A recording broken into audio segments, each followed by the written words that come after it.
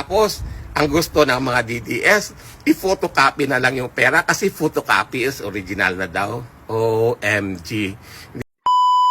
Be that as it may, Your Honor, please, we would like to put into record certain realities of the law. A photocopy is now considered as an original. 2019 amendments in the Rules and Evidence.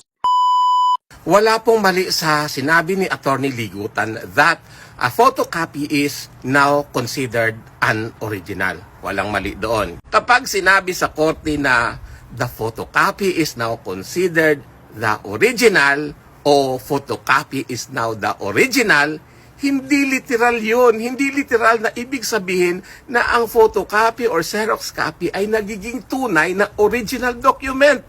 Ang ibig sabihin noon, tinatanggap na ng korte ang photocopy or ang Xerox copy bilang primary evidence para sa layunin ng kaso. Tapos, ang gusto ng mga DDS, i-photocopy na lang yung pera kasi photocopy is original na daw. OMG. Hindi ako makapaniwala.